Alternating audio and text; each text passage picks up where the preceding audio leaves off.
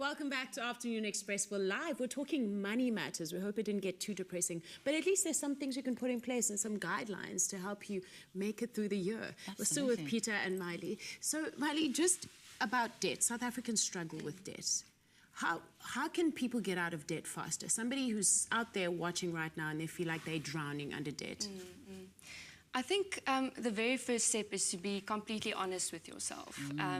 Take stock of your assets, your liabilities, your income and your expenses. It's a case of if you stick your head in the sand, it's not going to go away. And that is what we find most people actually do. They ignore it and then they pretend it's not there, but it is. So once you've been honest with yourself and you know exactly where you are right now, you can actually determine a way forward. So I would say definitely if you're struggling to pay your debt, you have to talk to your creditors and engage with them as soon as possible.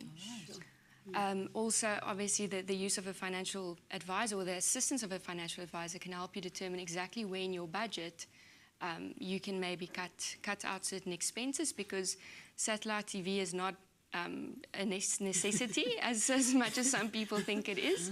It's not. So, yes, that would be my advice. All right. And take it from what Mai-Li was saying. Peter, what general advice would you give to South Africans during these, very tough economic times? I think the first advice is just don't panic. Don't panic. Just keep doing what you have to do. You have to keep investing because you have a future. As we are saying, the world is not ending tomorrow. We're still going to be alive. We still need to eat. So you need to keep investing. You need to keep skilling yourself, upskilling yourself, so that the opportunity, the market is changing, the world of work is changing. You have to keep reinvesting in yourself through all those up and downs. And as she touched on earlier, there are some things that you might think are necessities, but you might have to. Life is all about making choices, prioritizing certain things and letting other things go. In the short term, hopefully in the long term, you get them back. Okay. Right. And, talking about things, before we throw it back to you, Mai-Li, what is asset class and why is it important for South Africans to know what it is? Asset class, it just refers to, I think the market was struggling about all this. There are all these arrows coming from everywhere. So what do? You group these assets or so-called assets. Asset is anything of value that you would put value on. So you group them into certain, because they have different risks. They have different returns. It's the same way you have your basket of fruits on the table. You're going to have apples, you're going to have oranges and lemons. You have to make sure you're picking the right one, because if you pick a lemon instead of an orange, I'm sure you know what will happen after that. But so you got in that asset class, you got cash, you got so-called bonds, you got equities, which is simply a certificate that says you own a share of a certain company. Okay. That's what it is. So there are quite a number of them, but then they have different qualities of risk and return. So you have to choose one that suits your needs at a certain point in time. Now, Mai-Li, it's very important for everybody to have a good credit rating, right? And it took me ages to understand that. But how do South Africans know when they're racking up too much credit? I think it comes down to your personal budget again. As interest rates are increasing, the cost of debt becomes more expensive. So as soon as you feel that you aren't able to pay those, two categories that I spoke about earlier, the elements that protect your current lifestyle and the elements that savings for your future, then you are, living above your means and you probably have too much debt. So I think it's important to always bear in mind, even if the environment changes and the economic outlook starts looking better, don't always increase your lifestyle. Don't just accumulate, because at the end of the day, when times are tough, it becomes more difficult to maintain. All right. So it's about giving yourself margins. Absolutely.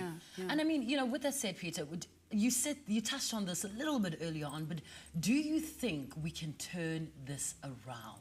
The economy, the value of the rand, and, all of this, because you said South Africans mustn't panic, but there's a little bit of panic in every single one of us. Yeah, that's right. There are a number of things we can do, but obviously, of course, I run the risk of, winning a soccer match from the bench, and with not being a participant in terms of implementing those things. But we have very good policies that have, people sat down and they considered this, they thought about this, they looked at best practice elsewhere in the world. We got the National Development Plan. It's got very good recommendations on what has to be done. But unfortunately, in the short term, we've been pushed into a corner. We have been boxed to the extent that maybe the best we can do for now is to reduce those on goals. Those on goals, we need to reduce on that at least.